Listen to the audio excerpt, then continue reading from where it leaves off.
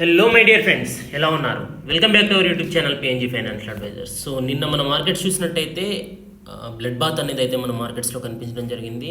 So ఏదైతే నాస్డాక్లో last 1 వీక్లో అంటే 1 డే హాలిడే ఉండే 4 డేస్లోనే నాస్డాక్లో 7.5% కరెక్షన్ చూసాము. బట్ మన మార్కెట్స్లో అయితే అంత కరెక్షన్ లేదు అనుకున్నాము. సో ఆ కరెక్షన్ను కవర్ చేస్తూ ఆల్మోస్ట్ అదే రేంజ్లో మన మార్కెట్స్ కూడా నిన్న 2.6% నిఫ్టీలోను అండ్ 1.67% బ్యాంక్ నిఫ్టీలోను నెగిటివ్నెస్ అనేది అయితే కనిపించడం జరిగింది. నిఫ్టీ 50 ఓపెనింగ్ ప్రైస్ చూసినట్టయితే 17,575 దగ్గర ఓపెన్ అయిన నిఫ్టీ అనేది కేవలం 20 పాయింట్స్ అప్పర్ సైడ్ వెళ్తూ 599 లెవెల్స్ వరకు మ్యాక్సిమం వెళ్ళగలిగింది. బట్ 17,000 ఏదైతే సైకలాజికల్ ప్రైస్ ఉందో దాన్ని కూడా బ్రేక్ చేస్తూ 16,997 దగ్గరికి రావడం జరిగింది నిన్న మార్కెట్లో చూసినట్టయితే. బట్ అదే 17,000 సైకలాజికల్ ప్రైస్ నుంచి రికవరీ అయితే 150 పాయింట్స్ కనిపించడం జరిగింది. క్లోజింగ్ ప్రైస్ వచ్చేసి 17,149 దగ్గర క్లోజ్ అవ్వడం జరిగింది.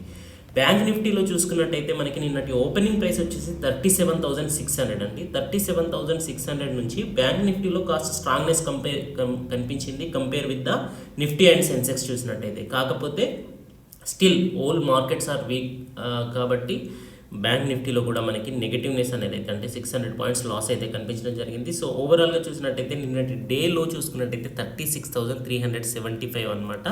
బట్ అక్కడ నుంచి కూడా మంచి షార్ప్ రికవరీ అయితే కనిపించింది. ఇండియా విఎక్స్ 20% పెరగడం అనేది హైయెస్ట్ వాలిటాలిటీకి సింబాలిక్గా మనకి అబ్జర్వ్ చేయవచ్చు. సో మనం ఈరోజు అబ్జర్వ్ చేయాల్సిన విషయం ఏంటంటే ఎస్జిఎక్స్ నిఫ్టీ అనేది స్టిల్ 17,000 కంటే బిలోనే కనిపిస్తూ ఉంది విత్ ఆల్మోస్ట్ 112 పాయింట్స్ నెగిటివ్లో ఇప్పుడైతే కనిపిస్తుంది 16,945 దగ్గర ప్రజెంట్ లైవ్ చూసుకున్నట్టయితే.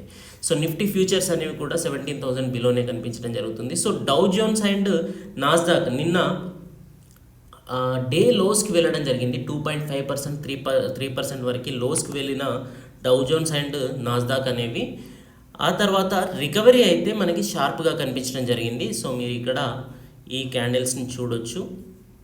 సో డే లో క్యాండిల్స్ ఏదైతే ఉందో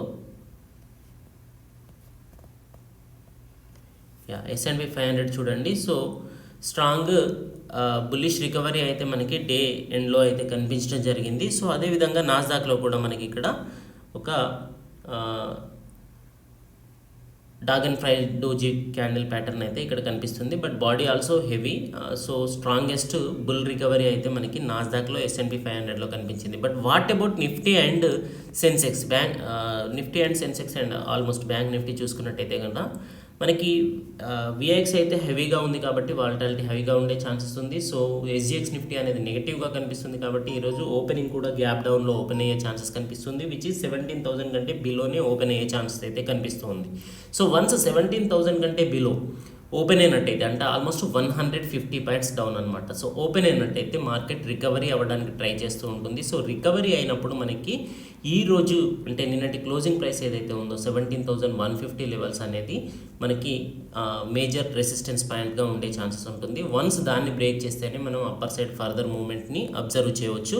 సో డౌన్ సైడ్ ఒకవేళ 17,000 కంటే బిలో ఓపెన్ అయ్యి కంటిన్యూ ఫర్దర్ ఫాలింగ్ ఉన్నట్టయితే కనుక సపోర్ట్ లెవెల్ అనేది ఇమీడియట్గా 16,780 లెవెల్స్ దగ్గర కనిపిస్తుంది విచ్ ఈజ్ ప్రీవియస్ మనకి lowest point of the 29th November అనమాట. సో 29th నవంబర్ రోజున ఏదైతే లోయెస్ట్ ప్రైస్ ఉందో 16,788 నుంచి ఇక్కడ రికవరీ ఏదైతే కనిపించిందో ఈ ప్రైస్లో, సో అదే రేంజ్లో మళ్ళీ మనకి ఇక్కడ మనకి ఈరోజు ఈ టైంలో కూడా సపోర్ట్ తీసుకునే ఛాన్సెస్ కనిపిస్తూ ఉంది. సో ఇమీడియట్ సపోర్ట్ అనేది ఇంత లాంగ్ గ్యాప్లో 250 పాయింట్స్ 300 పాయింట్స్ 400 పాయింట్స్లో చెప్పడం ఏంటి అని అంటే కనుక విఐఎక్స్ అనేది హెవీగా ఉంది కాబట్టి సో మనకి మేజర్ సపోర్ట్ పాయింట్ని మనం ఇక్కడ అబ్జర్వ్ చేయడం జరుగుతుంది. సో డే వైజ్గా చూసినట్టయితే 15 మినిట్స్ క్యాండిల్లో చూస్తే మనకు అర్థం చేసుకోవచ్చు.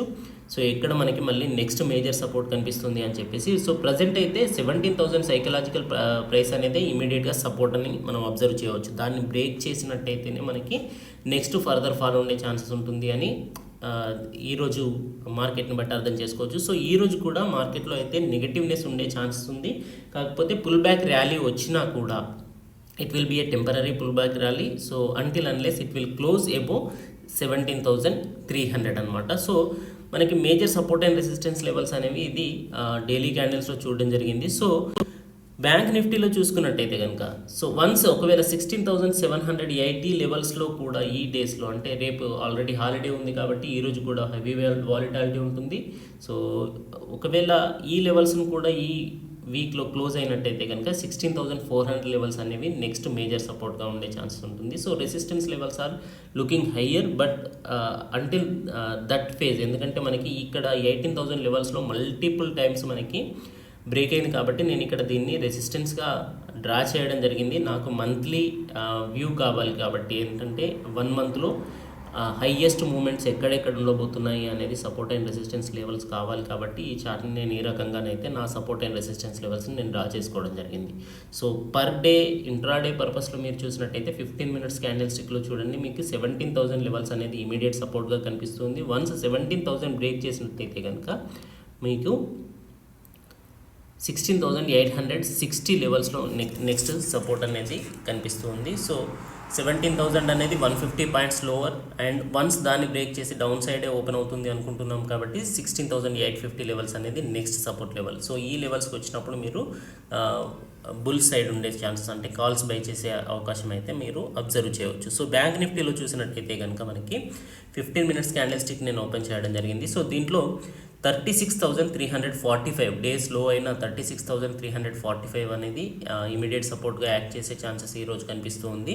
సో వన్స్ దీన్ని కూడా బ్రేక్ చేస్తూ ఈరోజు వీక్నెస్ అనేది మార్కెట్లో కనిపించినట్టయితే 35,600 లెవెల్స్ వరకు మనకి కమింగ్ డేస్లో మార్కెట్ వెళ్ళే ఛాన్సెస్ అయితే కనిపిస్తూ ఉంది. సో రెసిస్టెన్స్ లెవెల్స్ ఎలా ఉన్నాయి అంటే కనుక ఒకవేళ బుల్ ర్యాలీ అనేది అంటే స్ట్రాంగ్ రికవరీ అనేది మనకి compare with the Dow Jones and because ఈరోజు నిన్న డౌస్ అండ్ నాస్డాక్లో అయితే రికవరీ కనిపించింది, కానీ ఈరోజు ఓపెన్ అయిన ఆసియన్ మార్కెట్స్ అన్నీ కూడా మనకి నెగటివ్లోనే ట్రేడ్ అవుతూ కనిపిస్తూ ఉన్నాయి, which is you can see here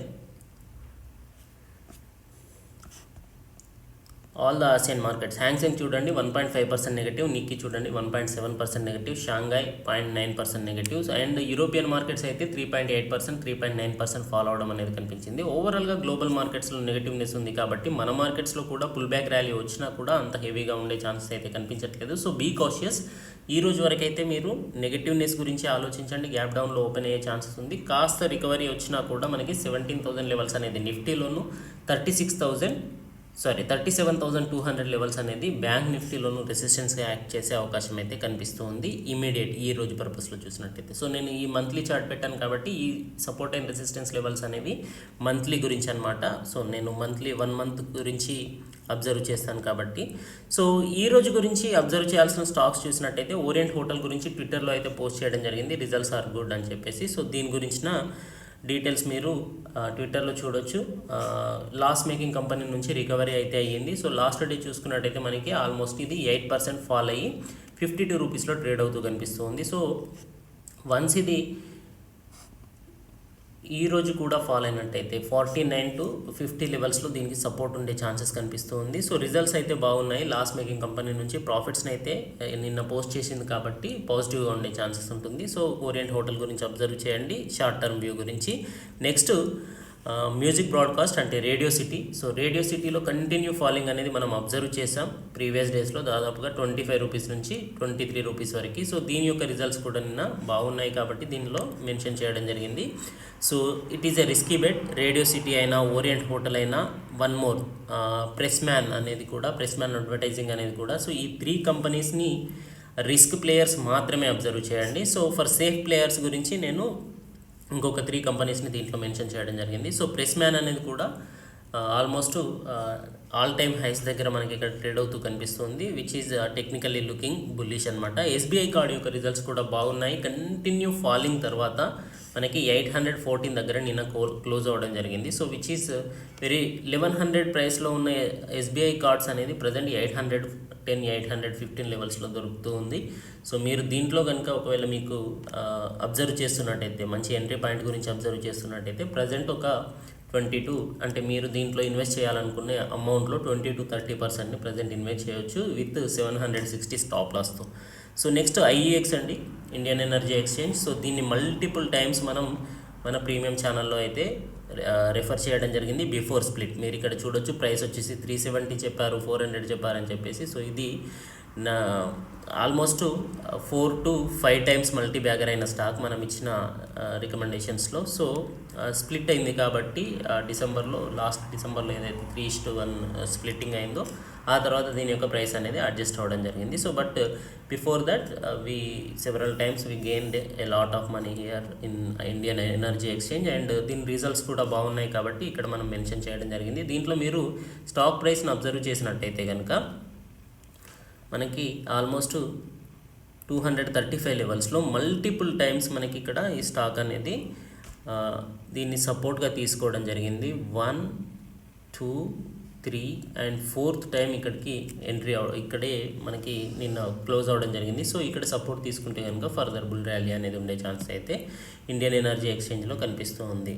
so next వచ్చేసి ఐఏఎఫ్ఎల్ సెక్యూరిటీస్ అండి. ఐఏఎఫ్ఎల్ సెక్యూరిటీస్ కూడా one of my favourite stock. Angel broking తర్వాత మళ్ళీ సెక్యూరిటీస్లో అంటే స్టాక్ మార్కెట్ రిలేటెడ్ స్టాక్స్లో ఏదైనా ఇన్వెస్ట్ చేయాలనుకుంటే కనుక I will prefer IAFL securities because it's companies balance sheet is very good and posted decent results yesterday అనమాట. సో దీని యొక్క ప్రైస్ కూడా 93 రూపీస్ దగ్గర క్లోజ్ అవ్వడం జరిగింది. సో ఈ 6 స్టాక్స్ని మీరు వాచ్ లిస్ట్లో ఈ రోజు గురించి యాడ్ చేయండి. దీంట్లో ఏదైనా పాజిటివ్గా రేట్ అయినట్టయితే కనుక నిన్నటి స్టాక్స్ని మీరు అబ్జర్వ్ చేసే ఉంటారు. సో నిన్నటి స్టాక్స్ కనుక మీరు చూసినట్టయితే, so I will show you yesterday's watch list. 24th January watch list చూసినట్టయితే ఆల్మోస్ట్ 7 స్టాక్స్ని మనం ఇక్కడ చూడడం జరిగింది. 7 స్టాక్స్లో Sharda Cropchem and global education and Jash industries 3 వచ్చేసి అప్పర్ సర్కిట్స్నే క్లోజ్ అవ్వడం జరిగింది. సో చాలా మంచి రిజల్ట్స్ ఇచ్చాయి కాబట్టి దట్ ఈస్ ద రీజన్ అనమాట. సో అందుకే వీటిని నాట్ జెమ్నా ఆటో అనమాట, Jash industries, global educations and Sharda Cropchems, these 3 are. So those are performed well. For today you can see these 6 stocks అనమాట. ఈరోజు గురించి అయితే మీరు ఈ 6 స్టాక్స్ని అబ్జర్వ్ చేయండి. So IIFL securities, Indian energy exchange, SBI cards అనేవి సేఫ్ సైడ్ ఉండే వాళ్ళ గురించి. సో దీంట్లో కాస్త అమౌంట్స్తో మీరు లాంగ్ టర్మ్ వ్యూ గురించి కూడా అబ్జర్వ్ చేయవచ్చు. సో వాలిటాలిటీ ఎక్కువగా ఉండే స్టాక్స్ కాబట్టి రిస్కీ ప్లేయర్స్ గురించి అని చెప్పడం జరిగింది. Press man which is trading below 50, radio city which is trading below 25, oriental hotel which is trading around 50 అనమాట. సో 50 రూపీస్ దగ్గర ఉన్న Penney stocks and micro cap stocks కాబట్టి హెవీగా ఫాలో అయ్యే ఛాన్సెస్ ఉంటుంది. ఒకవేళ రిటర్న్స్ ఇచ్చినా కూడా అదే రిస్క్ రివార్డ్ రేషియో అనేది దీంట్లో కనిపించే అవకాశం ఉంటుంది. So that's it for today అండి. థ్యాంక్ యూ, గుడ్ లక్, జై హింద్.